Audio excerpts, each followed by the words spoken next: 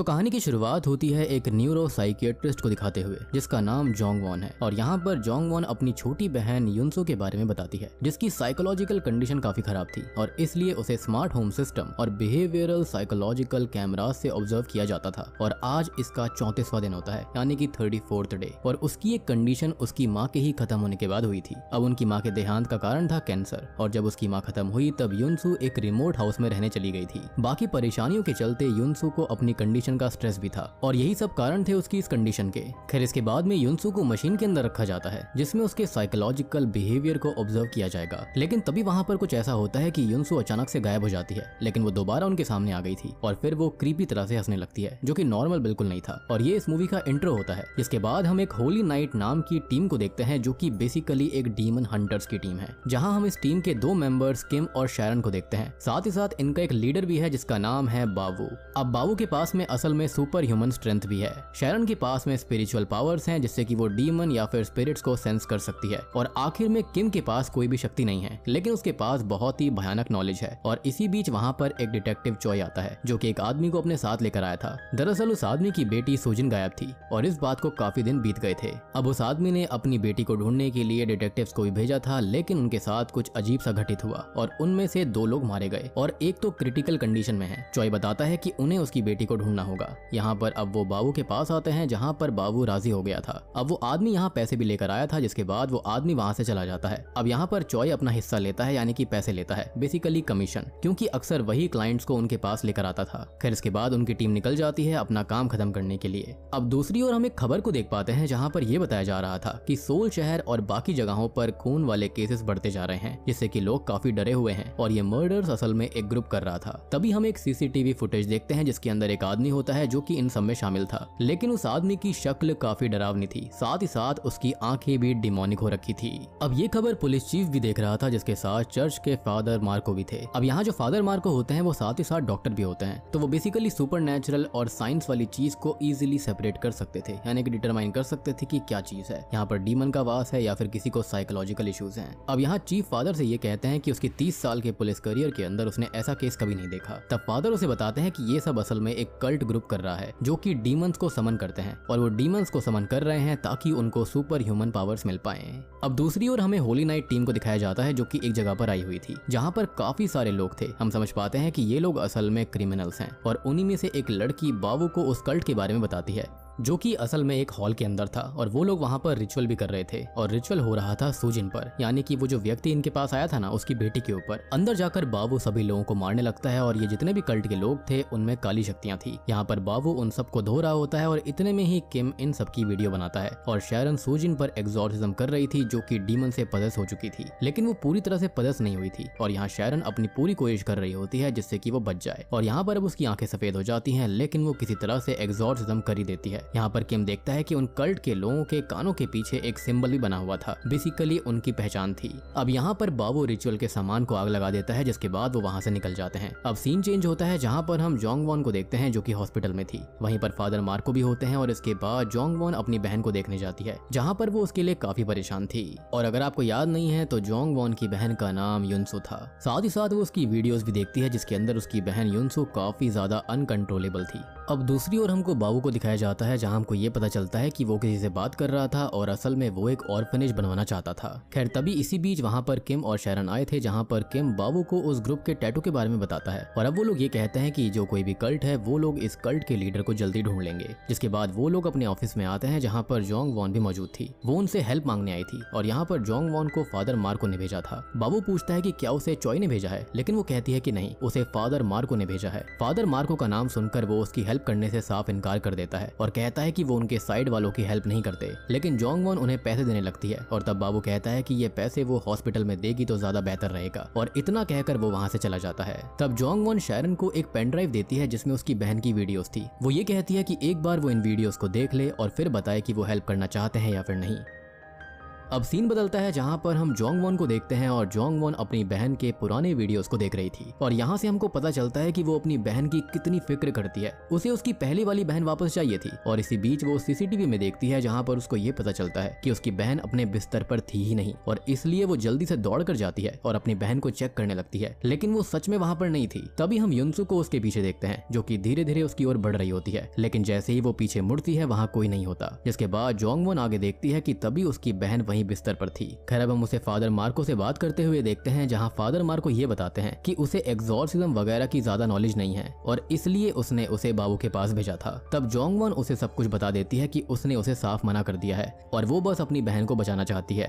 तभी दूसरी ओर हमें किम को दिखाया जाता है जो कि बाबू के पास आता है और वो शैरन के बारे में पूछता है। तभी शैरन भी वहाँ पर आ जाती है। किम उससे ये कहता है कि उन्हें उस पेन ड्राइव की वीडियो को देखना चाहिए, लेकिन बाबू कहता है कि रहने दो। जिसके बाद बाबू उन दोनों को उनकी सैलरीज देता है। तब किम ये कहता है कि शहर के अंदर लोग मरते जा रहे हैं और अब उनका काम भी थोड़ा मुश्किल होता जा रहा था, तो क्या वो उसकी सैलरी बढ़ाएगा। वो लोग बात कर ही रहे थे कि तभी वहाँ पर फादर मार्को आ जाते हैं जो कि बाबू से 10 साल बाद मिल रहे होते हैं। जिसके बाद मार्को और बाबू बात करते हैं। मार्को कहता है कि जोंगवॉन को उसने भेजा था लेकिन उसने मना कर दिया। वो बताते हैं कि जोंगवॉन की बहन की हालत वाकई में बहुत खराब है और उसे उनकी सच में हेल्प चाहिए। तब बाबू कहता है कि वो उसके काम में कभी इन्वॉल्व नहीं होगा। और क्यों नहीं होगा, क्योंकि पास्ट में फादर मार्को की गलतियों की वजह से बहुत कुछ उसने सहा था। कई लोग खत्म हुए थे, सैक्रिफाइस हुए थे और कई सारे बच्चे भी उसके अंदर शामिल थे और फादर की वजह से ल्यूसीफर नाम का डेविल आजाद हुआ था और यहाँ पास्ट में उनके साथ एग्जैक्टली क्या हुआ वो अभी हमें बताया नहीं जाता। खैर अब बाबू मार्को को साफ इनकार कर देता है कि वो उसका कोई काम नहीं करेगा। जिसके बाद सीन चेंज होता है जहाँ पर हम किम को देखते हैं जो कि वही वीडियोस देख रहा था। तभी वहाँ पर शैरन आती है जहाँ शैरन उससे ये कहती है कि 3 साल पहले बॉस यानी कि बाबू ने उन्हें ल्यूसीफर नाम के डेविल से बचाया था और अगर वो वहाँ पर नहीं होता तो वो खत्म हो जाते। शायद वो एक मकसद से बच पाए हैं और वो मकसद है दूसरों की हेल्प करना और इसलिए वो कहती है कि उन्हें भी युनसु की हेल्प करनी चाहिए। यहाँ पर किम ये कहता है कि वो भी यही चाहता है। जहाँ पर वीडियो के अंदर युनसु धीरे धीरे वायलेंट होते जा रही थी और उसकी क्रीपी हरकतें भी बढ़ती जाती हैं।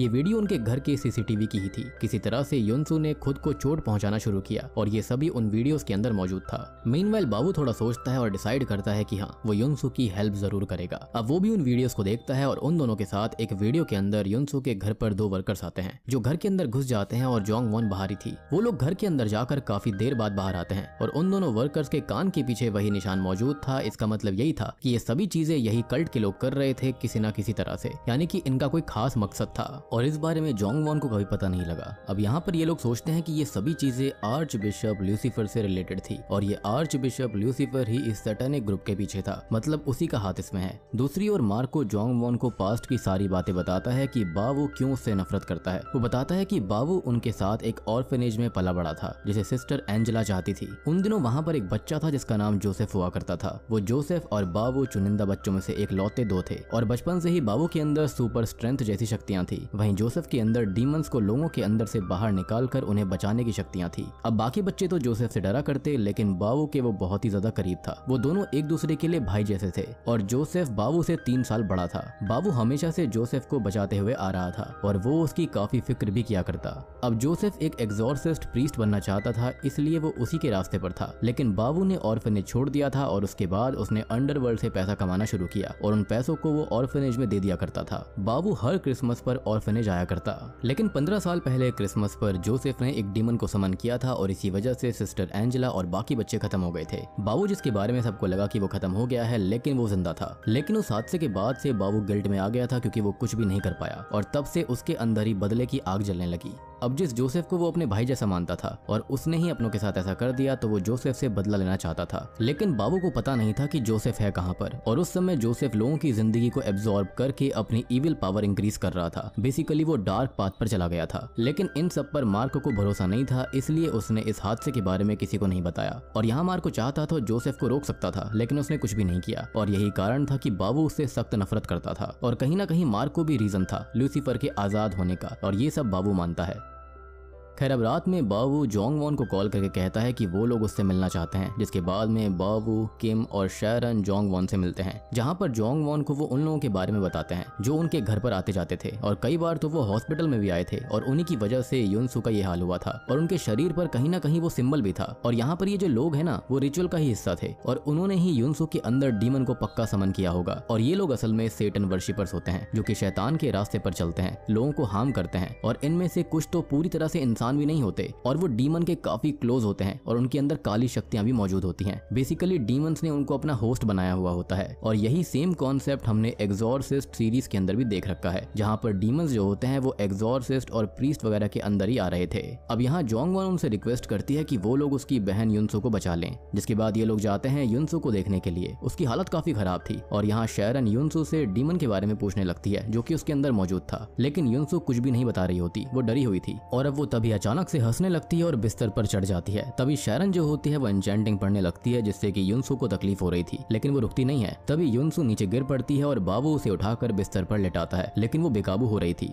और तभी वो उन सबको अपनी शक्तियों से दूर धकेल देती है, जिसके बाद वो अचानक गायब हो जाती है। अब ये लोग जल्दी से सीसीटीवी में चेक करते हैं, लेकिन उन्हें युनसो हर मॉनिटर पर दिख रही थी। तब शैरन अपनी शक्ति से पता लगाती है कि वो है कहां पर, जिसके बाद वो सभी उसे ढूंढने निकल पड़ते हैं। लेकिन होता यह है कि जाते वक्त युनसो ने बाकी साइकोलॉजिकल पेशेंट्स को फ्री कर दिया था, जो कि इन लोगों को आगे नहीं बढ़ने दे रहे थे। तब बाबू उन सबको एक एक करके साइड करता है। इसी बीच युनसो बाहर निकल गई थी और उसके पीछे जोंगवॉन भी थी, लेकिन तभी युनसो अंधेरे में कहीं चली जाती है, उसको कोई खींच लेता है, जिसके बाद जोंगवॉन उसको ढूंढती है जो कि रोड के बीच में थी। अब जोंगवॉन उसके पास जाने लगती है और यहाँ पर युनसो बेहोश होकर गिर पड़ती है। तभी जोंगवॉन उसके पास आती है और उसको उठाने लगती है, लेकिन तभी उधर से एक ट्रक आ रहा होता है, तो वो उन्हें कुचलने ही वाला था कि तभी होली नाइट टीम आकर उनको बचा लेती है। जिसके बाद ये लोग जल्दी से युनसो को गाड़ी में डाल देते हैं और ले जाते हैं उसे उसी के घर पर, क्योंकि वो घर एक सुनसान इलाके में था जहाँ पर किसी और की जान को कोई खतरा नहीं होने वाला था। अब इसके बाद ये लोग युनसो को चेयर से बांध देते हैं और उसके आसपास नमक से एक घेरा बनाया जाता है ताकि युनसो उस लाइन को क्रॉस ना कर पाए। और यहाँ पर किम अपनी वीडियो रिकॉर्डिंग ऑन करता है, जिसके बाद शैरन अपना काम शुरू करती है। और यहाँ पर डीमन को काफी तकलीफ हो रही थी, लेकिन साथ ही साथ ये डीमन काफी शक्तिशाली भी था। लेकिन तभी उस घर के अंदर अंधेरा होने लगता है, जो कि इस बात का साइन था कि यहाँ पर काली शक्तियाँ आ चुकी है। और वो काली शक्तियाँ थी वही वर्शिपर जो कि घर के अंदर घुस गए थे, और इसलिए बाबू जाता है उन्हें सबक सिखाने के लिए। जिसके बाद यहाँ पर एक एक करके वो सभी को खत्म कर देता है। अब बाबू दोबारा उस रूम के अंदर आता है जहाँ पर ये लोग देखते हैं कि किसी तरह से जोंगवॉन पजेस हो गई थी। जिसके बाद ये लोग उसको संभालते हैं और दूसरे रूम में लेकर आते हैं। और ये बात काफी अजीब होती है, क्योंकि इन्होंने वो नमक का घेरा बनाया था, जिस वजह से वो डीमन उसको पजेस नहीं करना चाहिए था। लेकिन आखिर ऐसा हुआ कैसे? तब शैरन थोड़ा ध्यान लगाती है और उसको पता लगता है कि घर की दीवार के पीछे कुछ है। जिसके बाद वो वॉल स्टिकर हटाते हैं, जिसके पीछे कई सारे डिमोनिक साइंस बने हुए थे, और इसी की वजह से ये डीमन पावरफुल हो रहा था और ये घर ही सबसे बड़ी जड़ थी। अब शैरन उन साइंस की पावर को कम कर रही थी कि तभी युनसो अचानक से चिल्लाने लगती है। जिसके बाद सभी युनसो के पास गए, लेकिन वो ये कहती है कि उसे ऐसा लग रहा है कि जैसे कोई उसके अंदर से निकला है, और अब वो काफी हद तक ठीक महसूस कर रही थी। ये सुनकर जोंगवॉन उसके पास जाने लगती है, लेकिन वो लोग उसको रोक लेते हैं क्योंकि डीमन अब भी उसके अंदर था और वो बस उसे मैनिपुलेट कर रहा था। और ये बात बिल्कुल सही थी, क्योंकि वो डीमन अभी भी उसके अंदर था। और मुझे ऐसा लगता है कि वो शायद से जोंगवॉन को पजेस करना चाहता था, क्योंकि वो ज्यादा शक्तिशाली थी, बेसिकली बेटर होस्ट होती है। जिसके बाद में वो डीमन बाबू के गिल्ड पर निशाना बनाता है और उसे उसके पास्ट के जरिए मैनिपुलेट करता है। लेकिन बाबू इस डीमन को गुस्से में मारने लगता है, लेकिन वो कोई और नहीं बल्कि शैरन थी, जिसका गला वो दबा रहा था। जिसके बाद शैरन उस पर दूसरा रिचुअल करने लगती है, लेकिन वो डीमन उसे भी मैनिपुलेट करने लगा था।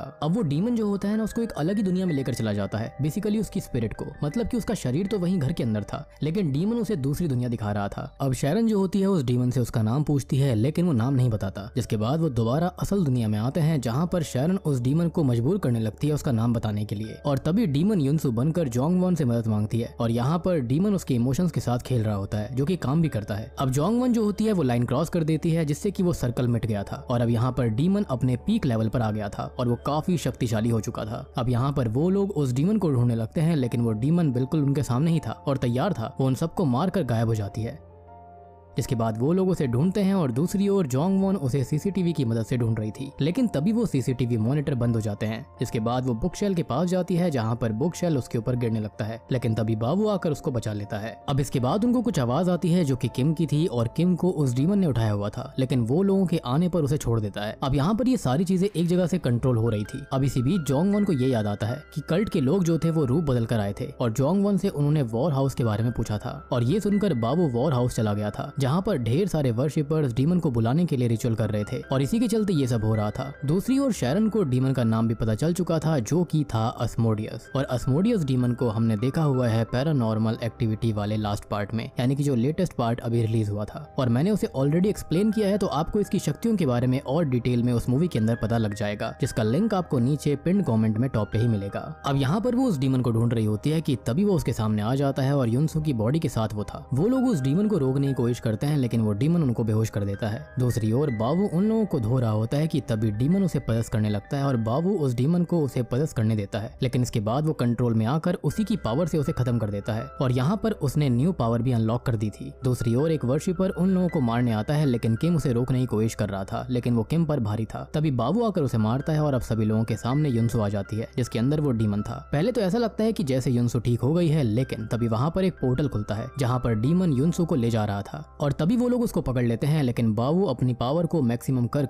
उस डीमन के पोर्टल को एक पंच मारकर बंद कर देता है, जिससे अस्मोडियस दोबारा हेल में ही रह जाता है, यानी कि वो हमारी दुनिया में नहीं आ पाया था युनसो के जरिए। जिसके बाद युनसो ठीक होने लगती है और उसके अंदर से अब डीमन जा चुका था, यानी कि ये सारा प्लान अस्मोडियस का और डेविल का था ताकि वो लोगों को पजेस करके इस धरती पर राज करेंगे। और अब इसके बाद हम देखते हैं कि बाबू ने सच में एक ऑर्फनेज ओपन कर लिया था और अब उसकी टीम आगे भी यही काम करती है। खैर अब ये लोग एक जगह पर जाते हैं जहाँ पर और भी ज्यादा डेविल वर्शिपर्स थे, क्योंकि खाली अस्मोडियस डीमन ही यहाँ पर हेल के अंदर नहीं है, वहाँ पर और भी बहुत सारे डीमन के प्रिंस हैं जिनको धरती पर लाया जा सकता है, जिन पर बाबू और ये दोनों ही हमला कर देते हैं। और बूम, इसी के साथ में ये मूवी यहीं पर खत्म हो